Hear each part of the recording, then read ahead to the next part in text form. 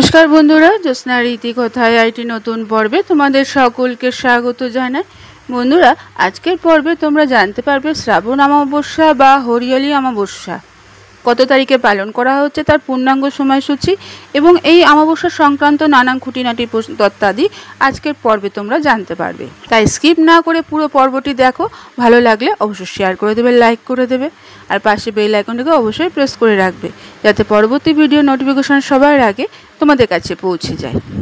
বন্ধুরা, অমাবস্যা হিন্দু ধর্মে এক গুরুত্বপূর্ণ তিথি, যেদিন চাঁদ সম্পূর্ণ অদৃশ্য থাকে। এই দিনটি আত্মাশুদ্ধি, পিতৃস্মরণ ও মানসিক একাগ্রতার প্রতীক। অমাবস্যার তর্পণ, শ্রাদ্ধ, পিণ্ডদান করলে পূর্বপুরুষ সন্তুষ্ট হয় বলে বিশ্বাস করা হয়। শাস্ত্রে অমাবস্যাকে তমসার মাঝে আলো খোঁজার দিন হিসাবে বর্ণনা করা হয়েছে। তাহলে আসো বন্ধুরা, এই শ্রাবণ মাসে অমাবস্যা কত তারিখে পালন করা হচ্ছে এইবার আমরা জেনে নিই। বন্ধুরা, শ্রাবণ অমাবস্যা 2025 সালের অন্যতম একটা তিথি। এই বছর পড়েছে 24শে জুলাই বৃহস্পতিবার রাত 2:32 শুরু হচ্ছে এবং শেষ হবে 25শে জুলাই রাত 12:43। এই বিশেষ দিনটিতে বহু মানুষ তাদের প্রয়াত আত্মীয়দের স্মরণ করে শ্রাদ্ধ তর্পণ করে থাকে, যা হিন্দু ধর্মে অত্যন্ত পবিত্র ও ফলদায়ক বলে মনে করা হয়। বন্ধুরা, শ্রাবণ মাস থেকে বর্ষা শুরু হওয়ার সাথে সাথে সব কিছু সবুজ হয়ে ওঠে, জমি আবার প্রাণবন্ত হয়ে ওঠে। এই সময়কালে জীবিতরাও স্বস্তি ও প্রফুল্ল বোধ করে। অতএব পরিবেশগত দৃষ্টিকোণ থেকে দেখতে গেলে এটি হরিয়ালি অমাবস্যার গুরুত্বকে উল্লেখযোগ্য করে। এই দিনে উপবাসের রীতিনীতিগুলো বিশেষভাবে থাকে, যেমন সকালে পবিত্র নদী পুকুরে স্নান করে সূর্যদেবকে অর্ঘ্য দিতে হবে, তারপরে পূর্বপুরুষদের উদ্দেশ্যে তর্পণ করতে হবে।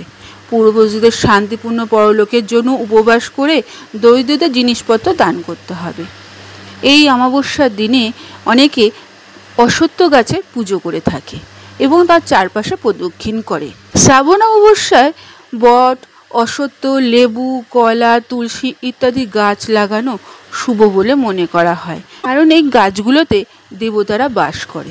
উত্তরা ফাল্গুনী, উত্তরা আষাঢ়, উত্তরা ভাদ্রপদ, রোহিণী, মৃগরাশি, রেবতী, চিত্রা, অনুরাধা, মূল, বিশাখা, পুষ্যা, অশ্বিনী, শ্রাবণ, হস্ত ইত্যাদি নক্ষত্র গাছ লাগানোর জন্য পবিত্র ও শুভ বলে বিবেচিত হয়। যদি কাছে নদী বা পুকুর থাকে তাহলে মাছেদের ময়দার বল খাওয়ান। এছাড়া বাড়ির কাছাকাছি পিঁপড়েদেরও চিনি বা ময়দা খাওয়ান। শ্রাবণ হরিয়ালি অমাবস্যার দিন, যেহেতু এই অমাবস্যা হরিয়ালি অমাবস্যা নামে পরিচিত, সেহেতু এই দিনে নিকটবর্তী হনুমান মন্দিরে যান এবং হনুমান চল্লিশা পাঠ করুন। এছাড়া হনুমানকে সিঁদুর ও জুঁই তেল অর্পণ করুন। দেখবেন আপনাদের জীবন অতি সুন্দর হয়ে উঠবে।